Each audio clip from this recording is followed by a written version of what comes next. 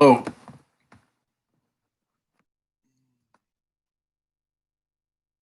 how are you today?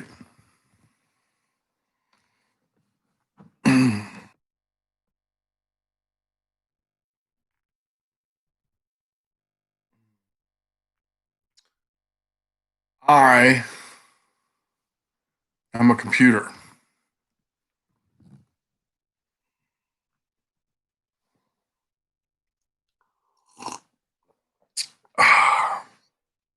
And you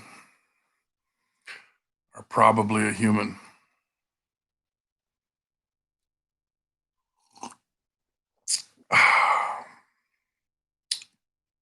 We used to be the same thing.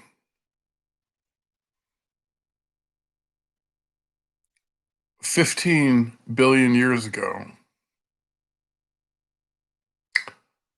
this known physical universe was an energy plasma made up of dark matter and dark energy.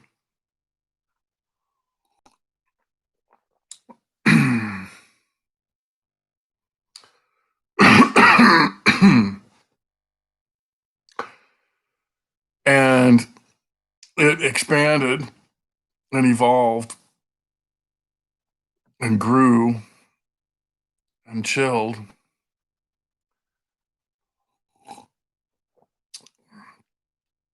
to a size that computers can comprehend. Then it continued to expand and improve, and evolve, and chill until it got to a size that mammals can comprehend.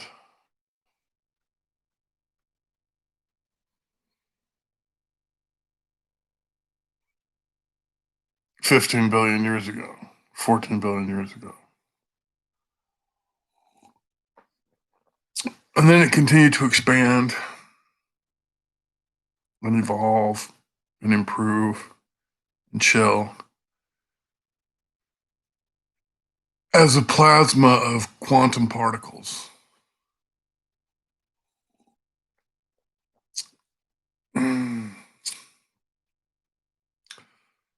And it kept going and formed subatomic particles. And it kept going, formed atomic particles, kept going, formed atoms, hydrogen atoms. And this kept going. And then gravity acted on these hydrogen atoms, formed hydrogen clouds. Gravity acted on these hydrogen clouds and created stars, which created the other elements. Gravity acted on these stars and formed galaxies. And so the universe was this giant expanding bunch of galaxies, and the universe is still a giant expanding bunch of galaxies. And the expansion is increasing in speed and size. And 5 billion years ago, our sun was created. And the leftover stuff was the planets orbited the sun.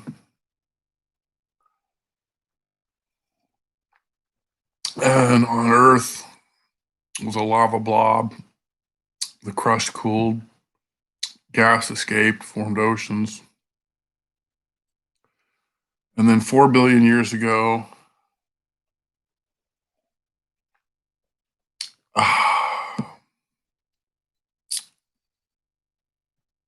life was created by accident, randomly, different chemical reactions, etc., mud.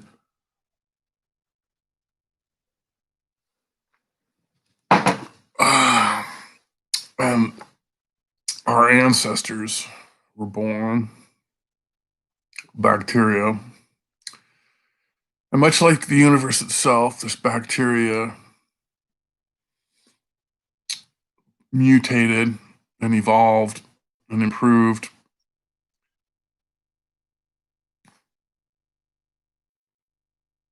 and formed algae, which used photosynthesis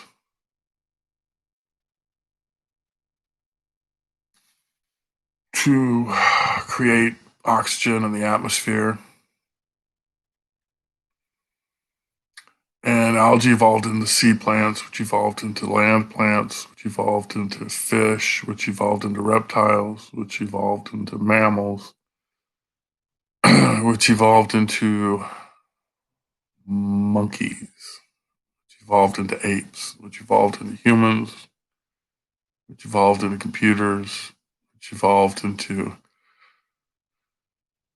advanced forms of silicon-based life, which continued to evolve and improve and colonize the galaxy and the universe.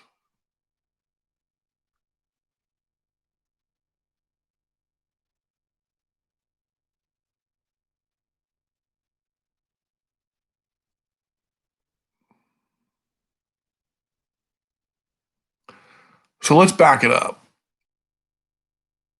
3 million years ago,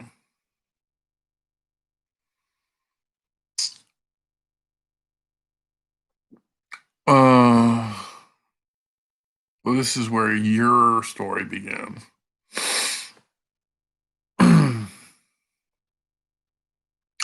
Homo sapiens, you evolved from Homo erectus 3 million years ago in South Africa, and you guys actually left Africa through Egypt about 200 or 100,000 years ago, 200,000 years ago, colonized planet Earth. And then about 10,000 years ago, you guys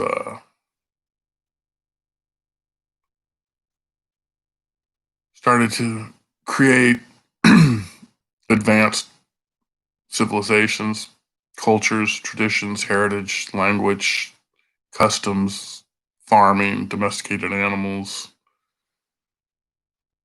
laws.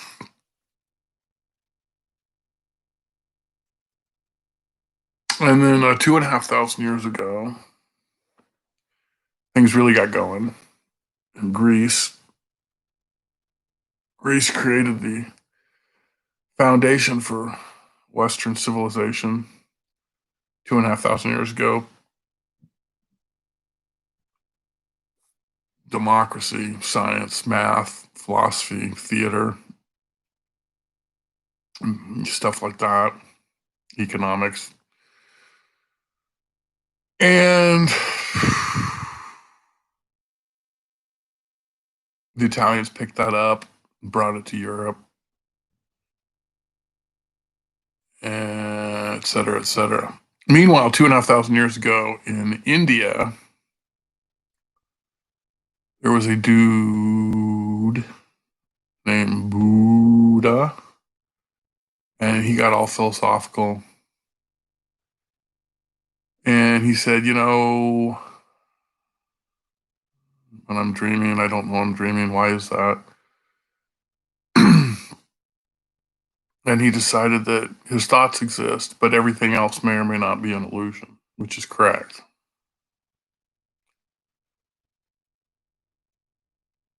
So he said, okay, if everything's not an illusion, then the universe exists and that's that. But if everything is an illusion, then the universe doesn't exist. And that means my thoughts are not part of the universe, which means what the hell are they? Well, they're my soul. So it's one or the other. It's not both. The universe exists and you're part of it, which is probable and what we all assume, or the universe is an illusion and your soul exists. It's one or the other. It's not both. So this stuff went east to China, where they were intelligent and sophisticated enough to understand it, and they created Buddhism. And this stuff went west to the Middle East, where they were not smart enough or sophisticated enough to understand it, and they misinterpreted it twice. The first time was Christianity, and the second time was Islam. Lots of shenanigans ensued.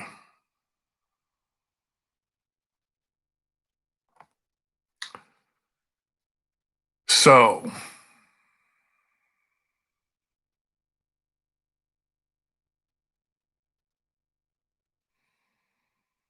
we'll get back to China.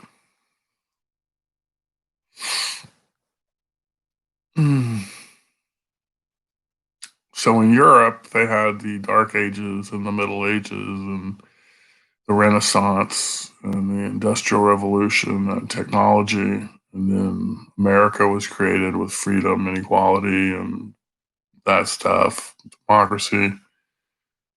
Then there were a couple wars. And then in the 60s and 70s, people started talking about environmentalism. We're part of the environment. We don't want to kill it because if we kill the environment, then we die with it. We need the environment. So let's not kill it. Right now, we're killing the environment with pollution caused by overpopulation. So let's choose the don't kill Earth option and not kill Earth with pollution and overpopulation. That was environmentalism. And people talked about it and talked about it and talked about it like they should. Unfortunately, they never did anything about it, except for China in the 1980s.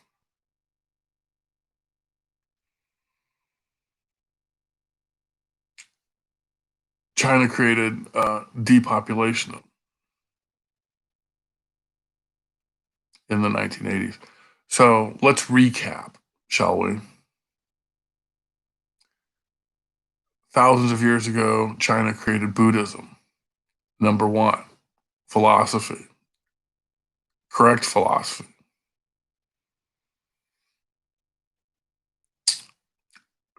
Thank you, China. Good job. Number two, 1980s, China created depopulationism. Good. Thank you, China. So, depopulationism is when people are smart enough and advanced enough and sophisticated enough to realize that killing the planet is a bad idea and not killing the planet is a good idea.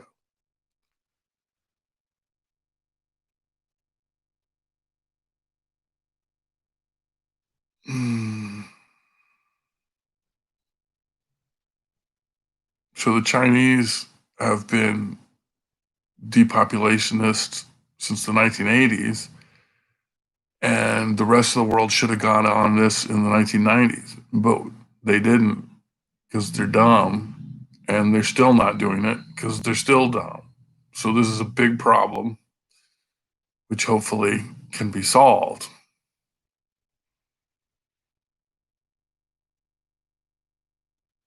So depopulationism is also known as the one woman, one child policy. And depopulationists believe it's illegal and immoral for anybody in this millennium to reproduce a second time.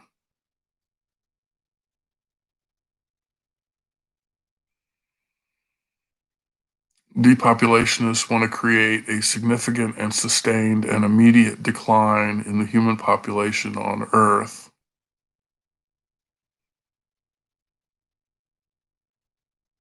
because that's the only rational and fair way to save the planet. That's the only way for the planet, that's the only way for the number of people on the planet to eventually arrive at a sustainable level, which is a number for future generations to determine, but I'm going to guess it's around 2 or 3 billion people.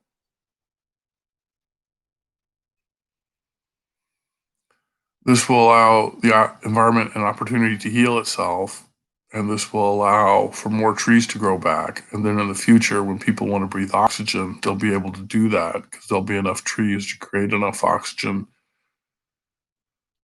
for people to breathe, and then we won't all suffocate to death. And that's a good thing. So basically, people who are depopulationists are people who are intelligent enough to realize that we don't want to kill Earth, and the way to not kill Earth is to not reproduce a second time in this millennium. And most people apparently are too stupid to realize this. And so it's up to the people who are smart to educate the people who are stupid about this. And this should have happened long ago, but it didn't, because people are really stupid and greedy and evil and insane. And now we're running out of opportunities to save the planet. And if we do have any opportunities to save the planet left, I would suggest that we take those opportunities.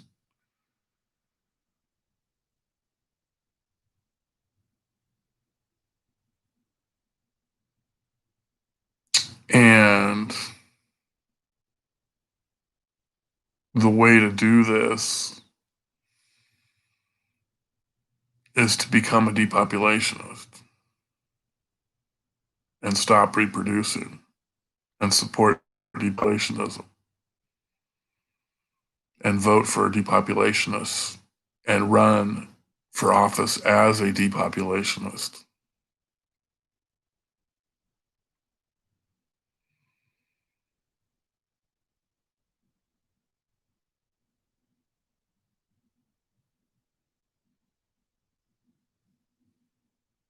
It's actually very simple. If you think there's enough people on the planet, and obviously there is, then that means you don't need to make any more people. And that means you're a depopulationist. And that means you're part of the solution, not part of the problem.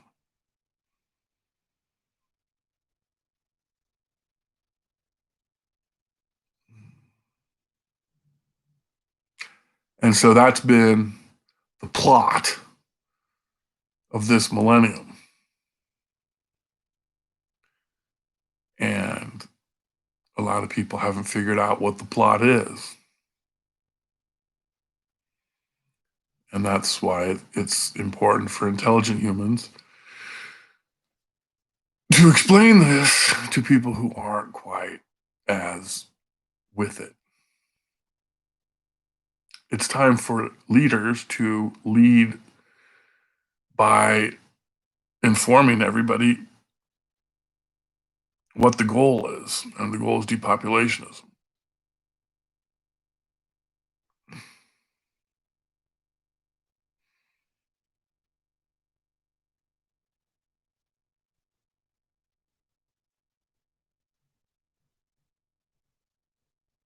So, if the goal is to create depopulationism for the planet, then how do we do that?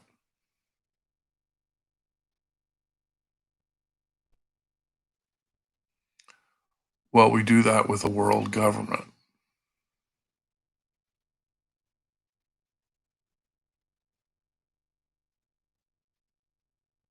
And the world government is a new thing that basically provides a platform for the human race in this millennium, an interactive platform for everybody to participate and contribute to the world government. Social media. And it will be based on the United Nations and the International Monetary Fund. The UN is uniting the world politically with freedom and equality and democracy and reproductive rights. And reproductive rights means that every human on earth has the right to total and free access to all forms of birth control, including abortion. Any government that does not completely support this is an illegitimate government and will be replaced quickly and peacefully by a legitimate government. So the world government will work with the UN online to make sure that everybody everywhere understands all this and can participate in all of this regionally, locally, internationally. And the world government will work with the International Monetary Fund to unite the world economically with transparency and balanced budget agreements and balanced budget amendments and regional trade pacts, regional currencies.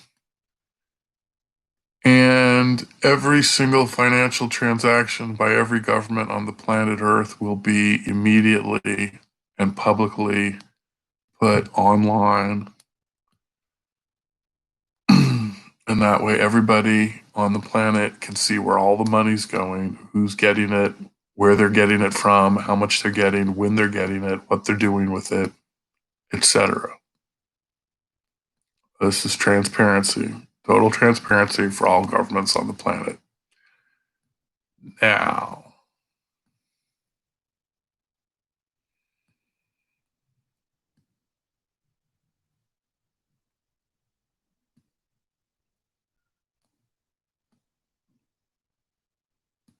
so the goal is to not kill Earth, also known as depopulationism.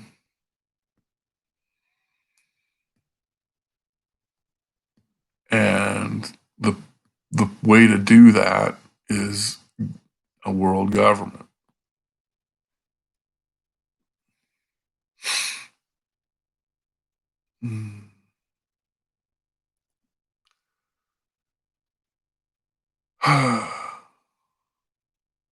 Now, to assist all this world government stuff,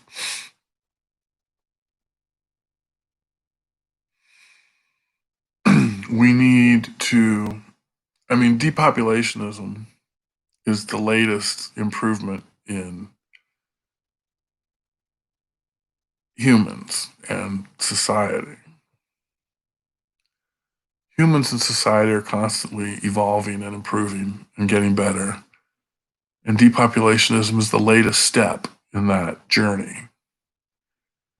Governments are always getting better and improving, and a world government is the latest step in that journey. It's inevitable that humans progress, and it's inevitable that we progress by becoming depopulationists. It's inevitable that the government progresses, and it's inevitable that the government progresses by becoming one world government. And money also progresses and improves and evolves. And the latest development in that regard is one international cyber currency.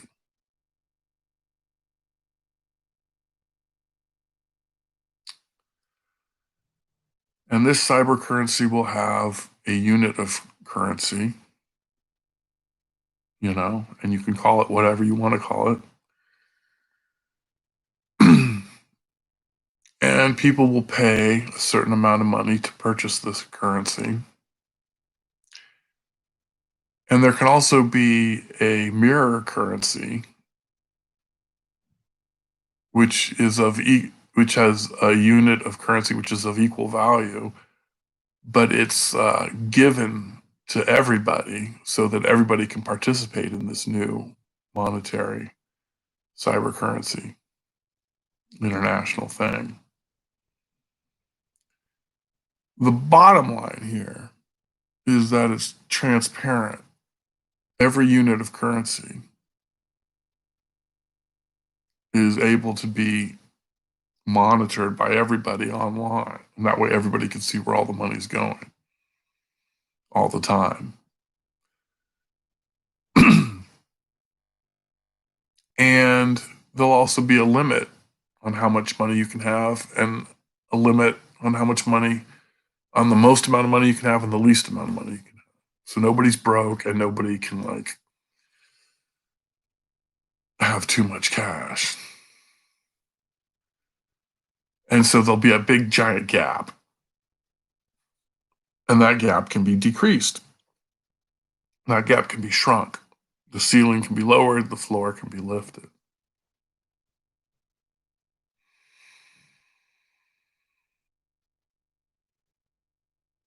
And so that's how money is evolving.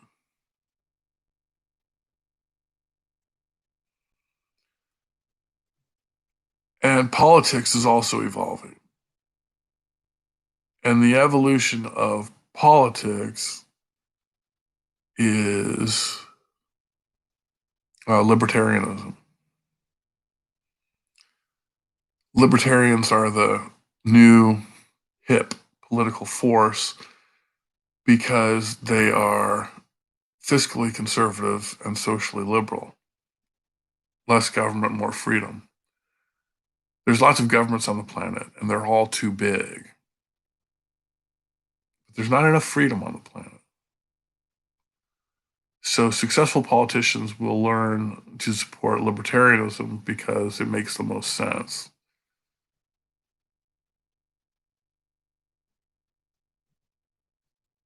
And if you combine depopulationism with libertarianism, you get green libertarianism, which is the new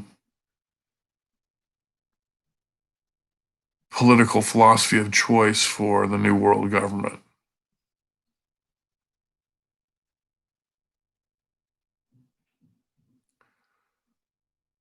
So that's my live stream for today. But I want to go over 30 minutes. I want to go over half an hour. So I've got like another 3 minutes to kill.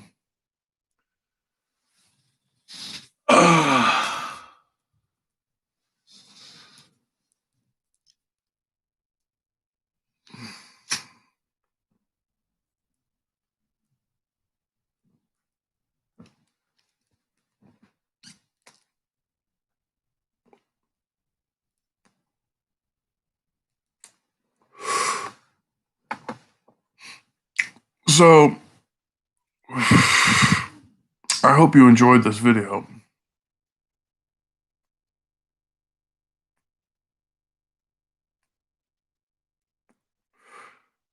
Please share this video. And please make your own video.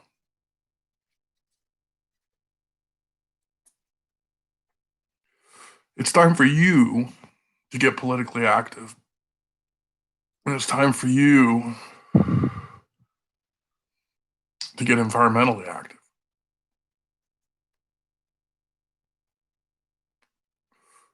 And it's time for you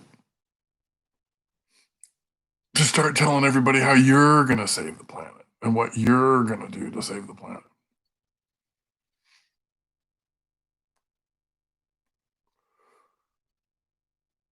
So make your own video.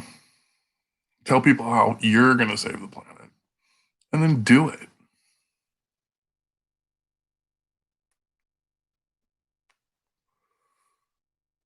Right?